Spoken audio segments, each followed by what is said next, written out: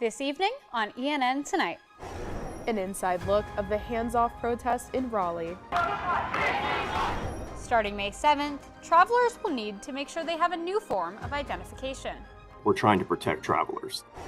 And the number of applicants applying for the vacant seat on the school board. Those stories and more. ENN Tonight starts now.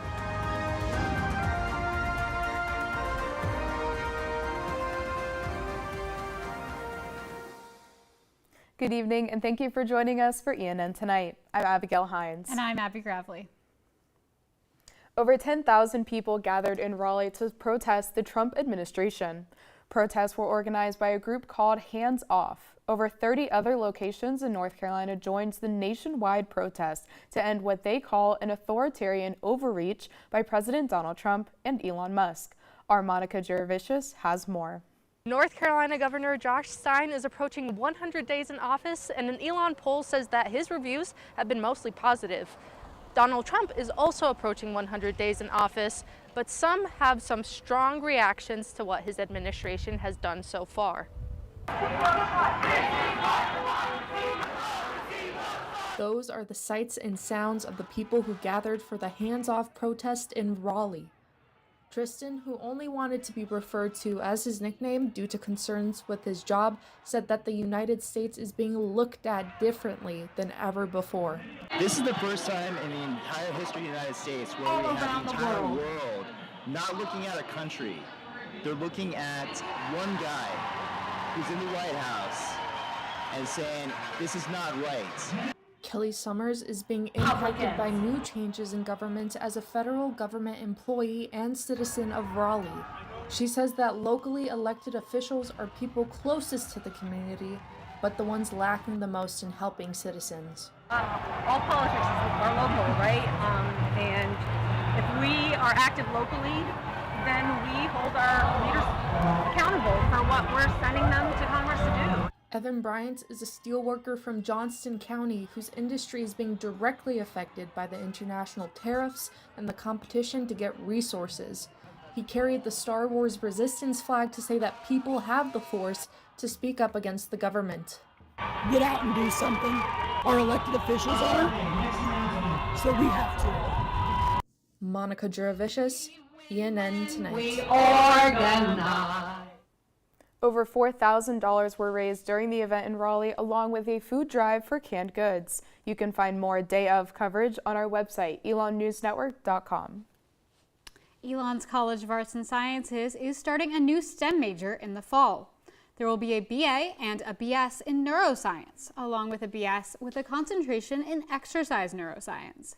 Currently, the neuroscience minor has roughly 180 students, so student interest was a large part in creating the new degrees, each of which will require a different number of credit hours. Matt Whitstein, Associate Professor of Exercise Science and coordinator of the neuroscience program, says that the department is creating new courses, like introductory neuroscience, for those who are looking to join the major. There's a bucket of courses that are our disciplinary neuroscience courses that are coming from individual departments. There's a bucket of courses that are integrative neuroscience courses, and then there's a set of electives that shift slightly when you have that exercise neuroscience concentration. It's a smaller list you can choose from. While most neuroscience courses do not yet have set classrooms, some labs will be located at the Francis Center. Beginning May 7th, exactly 1 month from now, Real IDs will be required nationally when at the airport and other government facilities. ENN's Fiona McAllister has more on what you can expect in the coming weeks. Next month, Real IDs will be mandatory when you're traveling, and with this deadline fast approaching, the DMV is seeing more people come in to exchange their licenses. We are seeing people who have sort of waited to the last minute to get a Real ID. We've been offering Real IDs for 8 years. And since 2017, the DMV has issued almost 5 million Real IDs.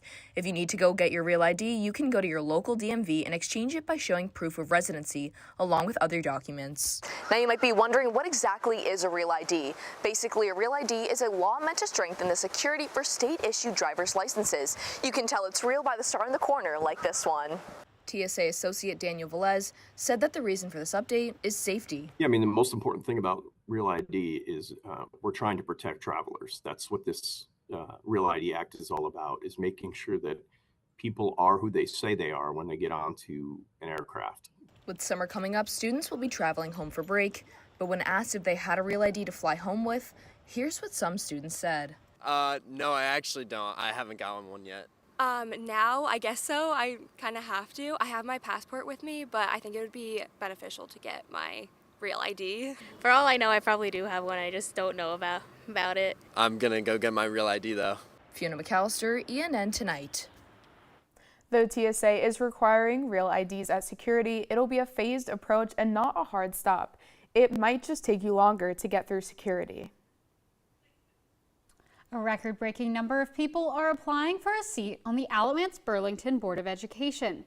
15 individuals are hoping to be appointed to fill the vacant spot.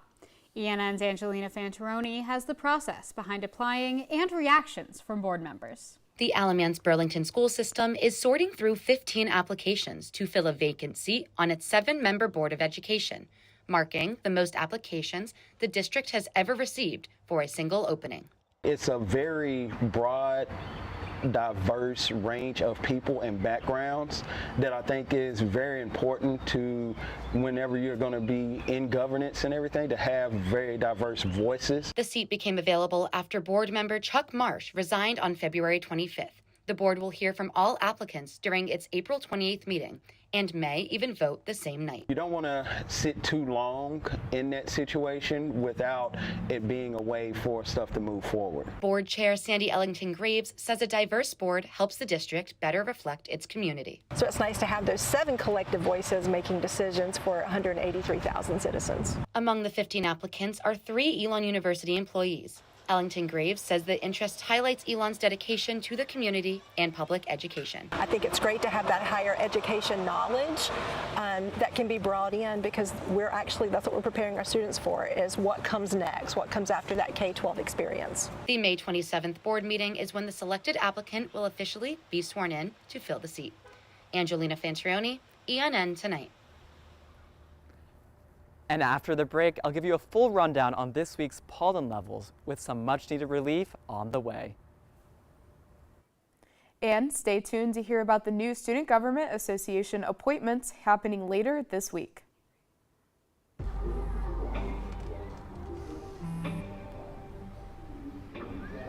I don't know why you're so sad. You've got a roof over your head. You gotta stop with that depression stuff. That's what white people think. You all right? It just feels like it's coming from everywhere.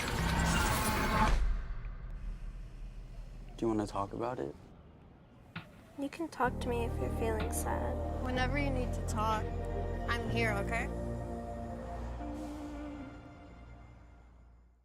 Whether it's our stories,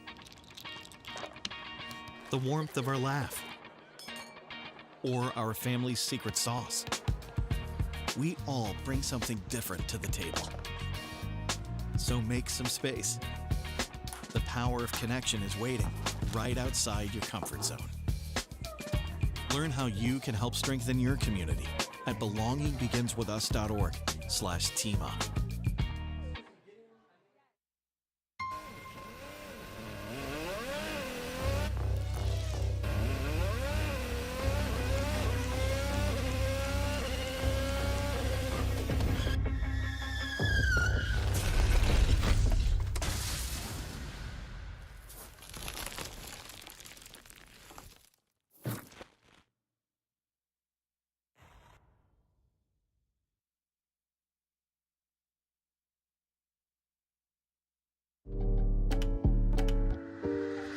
There's only one thing that will save somebody's life, and that is naloxone nasal spray. Get 911 on the phone, get the emergency responses there on their way.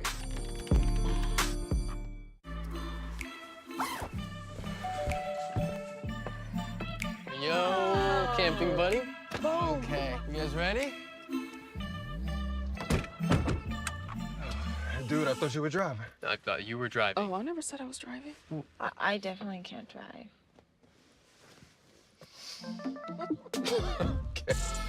If you're high, just don't drive. It's illegal everywhere. If you feel different, you drive different.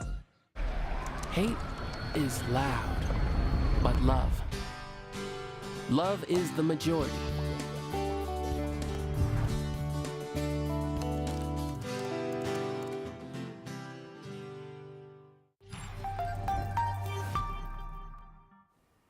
Elon has certainly seen a lot of yellow around town. ENN's Parker Forgash is live under the oaks for a rainy pollen update. Parker, when will this pollen end? Thanks, Abigail. Here under the oaks, it is clear spring has made its mark in North Carolina, and so has tree pollen. Recent data level shows tree pollen has spiked at Elon into the very high category, and with 38-mile-per-hour wind gusts, it has created the perfect storm for congestion, itchy eyes, and sneezing. However, there is some ways to combat this, including allergy medications or antihistamines. Some of the best allergy medications include Allegra, Zyrtec, and Claritin, as well as Flonase nasal spray and eye drops. For people with asthma, the risk level has also been very high. Anyone with breathing conditions should limit outdoor activity, close their windows, and keep their medications handy. However, it's not all bad news. Tuesday's pollen levels are expected to drop to low, thanks to the heavy rainfall falling behind me, clearing away the pollen. There is also no threat from ragweed pollen, dust and dander, grassweed pollen, and mold this week.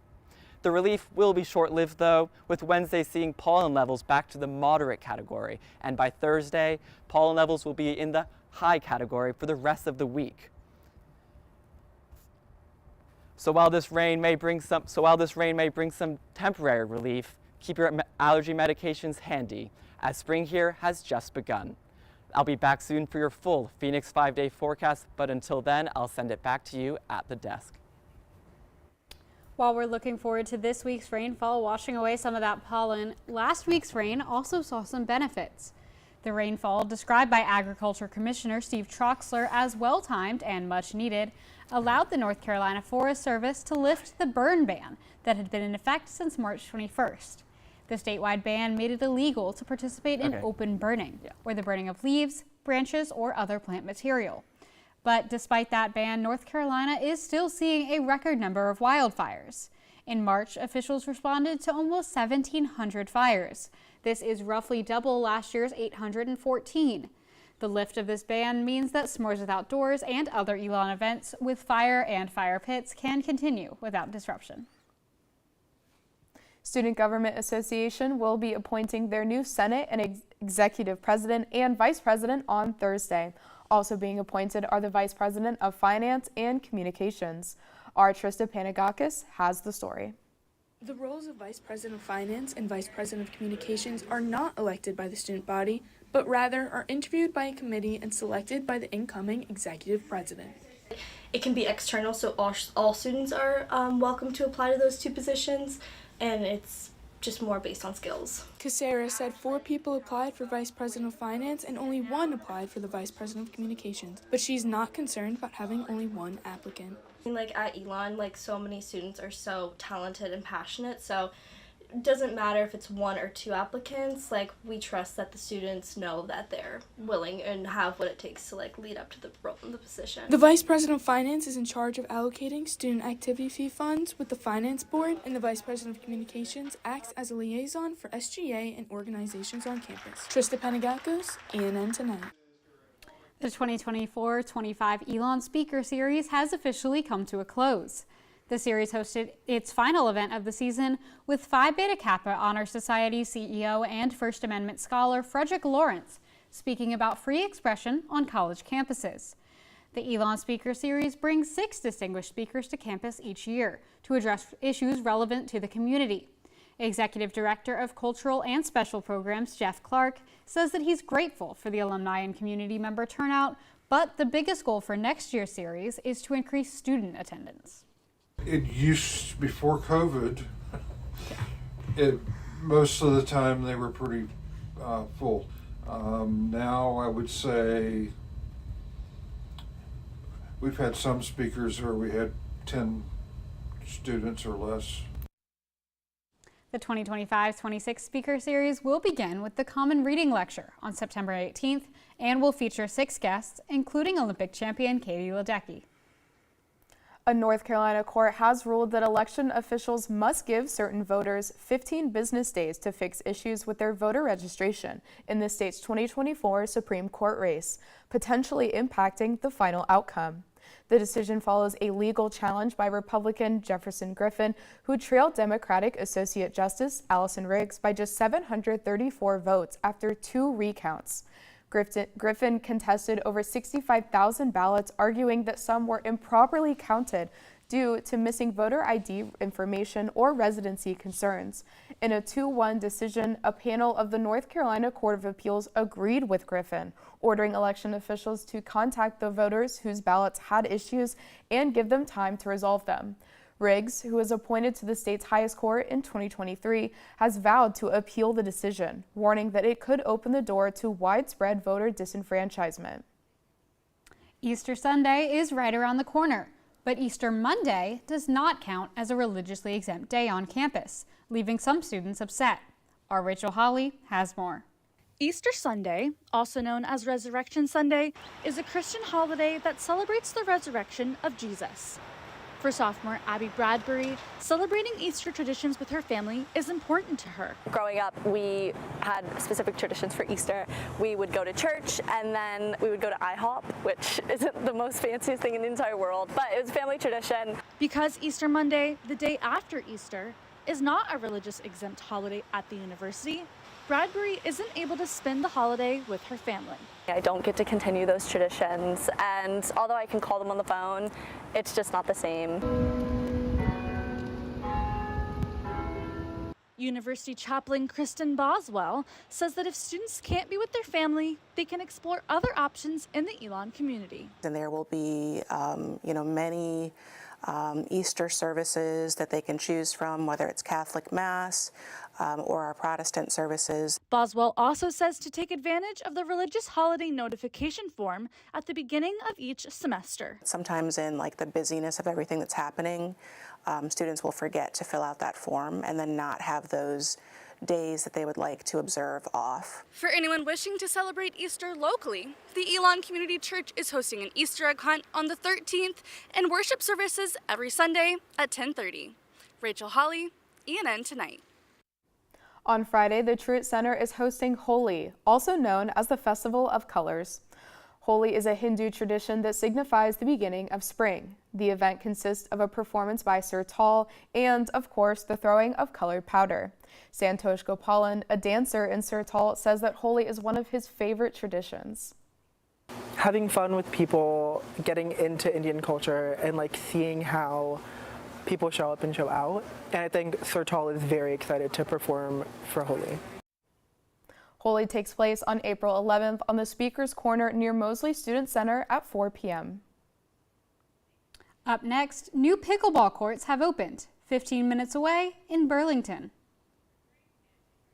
And I have an update on the Elon women's tennis team bringing home a conference win after the break. I don't think that many kids in my son's school even do it. He makes fun of his friend who vapes. He would never try it. She's into soccer. She's on the honor roll. She's just not the type. No way. No way. No way. No way. My kid would never vape. Get your head out of the cloud. Today, nearly 8,000 kids will start vaping. Maybe even yours. Learn about the dangers at talkaboutvaping.org.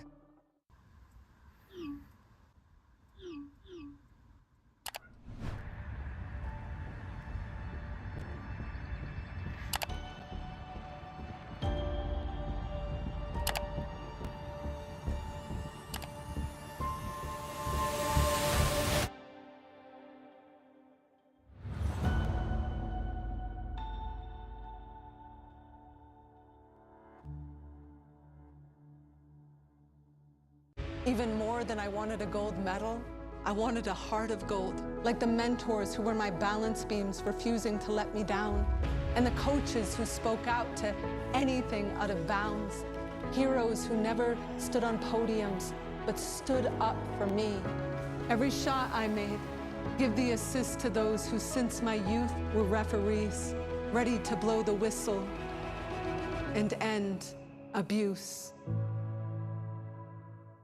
I rescued Toast from a shelter in 2011. I love Toast because she's a lazy diva. Toast does whatever she wants, obviously. She's sleeping right now. She's an epic snuggler. She's so comforting. She's so loving. Toast makes me laugh. When I walked into the shelter, I knew right then that she was special.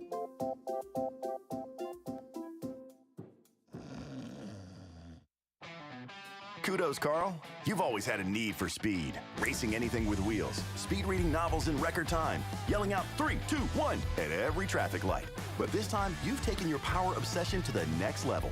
By purchasing this electric vehicle, you've given yourself instant torque that blows your old launch times away, which will keep you saying, "Woo-wee," every time you punch the pedal. Good for your adrenaline, great for the planet. That's the power of EV.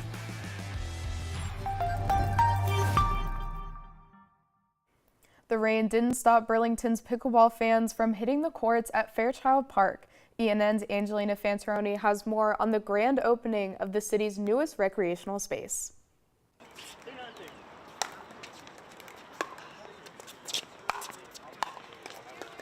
Despite the rainy weather, Burlington's pickleball community showed up strong for the grand opening of 6 new outdoor courts at Fairchild Park. I'm excited to play. I'm a big pickleball player, and I have it in my backyard, which means I'm not going to be getting a lot of work done these days. The event came with refreshments, free pickleball accessories, and excitement. To play on the courts requires no membership. Courts are free for anybody and no reservations. You just come and play. First come, first serve. Elon University students even joined in the fun and were some of the first players to plant their feet on the courts. As some people may know, we have 2 courts on campus and they're full a lot of the time. So now that we have 6 more here, only about 15 minutes from campus, it's no wait time, so it's great. I'm excited. The grand opening of the Burlington City Parks Pickleball Complex will be May 9th and will have 2 open play courts for residents. Angelina Fantaroni, ENN Tonight. Elon's dance team, the Flames, is headed to Daytona Beach for the National Dance Alliance's Division I national competition. The team hosted a showcase event in Schar Center to practice in front of a live audience before the big day. At the event, the Flames lit up the stage with high-energy performances, showcasing both their pom and hip-hop routines. The crowd was also treated to interactive games, special appearances by other Elon groups like the a cappella group Ripcord, and a surprise routine featuring fellow Elon athletes. Head coach and choreographer Ellie Dirks says having the support of the Elon community at events like this is a key part in preparation for nationals. For us, rather than performing at a football game or a basketball game, so to have this much support just purely for our team, it really. The Flames are set to bring that same energy and spirit to the national stage in Daytona, Florida. Elon News Network was not allowed to film the team's choreography or costumes. Elon women's tennis got a big win over the College of Charleston on Saturday. Our sports editor, Miles Hayford, has more. Thanks, Abigail. Elon played conference rival the College of Charleston on Saturday, but Elon cruised to a 7-0 victory thanks to some stellar play from Simone Bergeron. Bergeron's forehand was deadly as it forced her opponent to move from each end of the court throughout the match. Her serve proved lethal, and a broken serve was a rare occurrence on Saturday. It was a big conference win for the Elon women's tennis team as they enter the final stretch of the regular season before hosting the CA tournament here at Elon. I was there to see how the Phoenix fared. The College of Charleston entered the day with a 12-7 record, but they proved to be no match for the Elon women's tennis team. Elon looked dominant as they didn't drop a match the entire day. The team came out with a lot of energy today, and they fought really hard together and competed really hard together, and were just extremely determined from the start, from the doubles, and then that carried over all the way through singles as well. Simone Bergeron was a standout, winning both her doubles and singles matches. She started her singles match off strong, winning the first set 6-3, but found another gear in the second set, winning 6-0. Yeah, second set, I really just felt the momentum. I was playing great, really seeing the ball early, taking everything early coming in, and I just tried to keep that momentum going, like on the deuce points, on the important ones. I really tried to lock in and focus big shots, big spots, not give her an error. And I really think I just kept the momentum going throughout the second set. With 3 games left before Elon hosts the CAA tournament, Bergeron said conference wins like this help prepare the team for the postseason. I think we're all just gonna keep continuing to play as a team, go out there, do what we do best, be loud, keep our energy high, play to our strengths and play on our terms, and I think we're really motivated for the rest of the season. Elon moves to 13-6 on the season and plays next on Wednesday against the University of North Carolina Greensboro at 2 p.m. Miles Hayford, ENN Tonight. Coming up, a behind-the-scenes look at one of Elon's busiest services for students. Hear that? That's the sound of your life. Perfectly imperfect. But every time you drive after drinking, the music gets drowned out. Your life sounds pretty great. Don't let a buzz ruin it. Buzzed driving is drunk driving. Don't drive buzzed. In 4 days. There was an old woman who lived in a shoe. She had so many children. She didn't know what to do.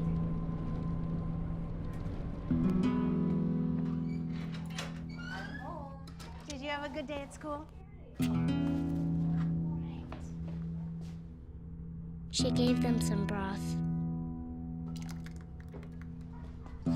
without any bread. There you go.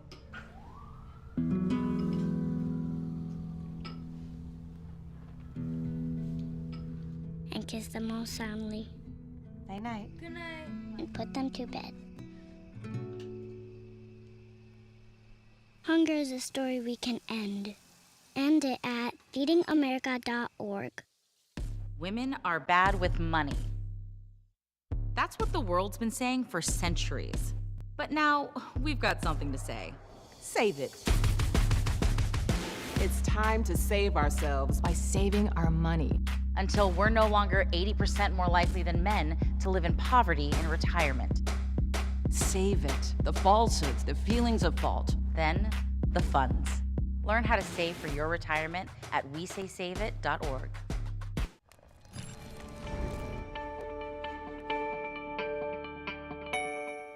ENN's Parker Forgash is back with us, this time in studio, to give you your weekly Phoenix 5-day forecast. Parker, we've had a warm week. Is this the beginning of summer weather?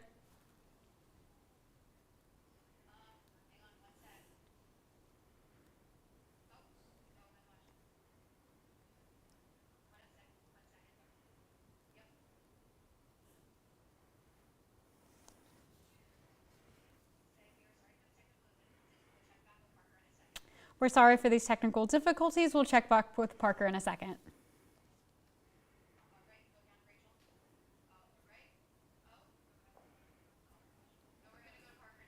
This week, we can expect much colder temperatures with chances of rain throughout the week. Now for your Phoenix 5-day forecast. Tonight, we will see a low of 43 degrees with mostly rainy conditions. Expect scattered thunderstorms before 11 p.m. with showers following until 12 a.m. Tomorrow and Wednesday will bring sunny skies with a high of 57 on Tuesday and 59 on Wednesday. Lows Tuesday night into Wednesday morning will reach 30. The National Weather Service has issued a freeze watch, with expected temperatures in the high 20s to low 30s Thursday. We'll reach a high of 67 under cloudy conditions with scattered showers after 2 p.m. And our start off the weekend, Friday will bring sun, clouds, and with a near 65. The rest of the week will be pretty much consistent and warm, and I'll send it back to you at the desk. Every day, hundreds of students at Elon University pick up their packages and letters. Let's meet a woman whose job is about connection and mentorship. From the box to the bin. Elon students pick up their mail every day here at Elon Mail Services.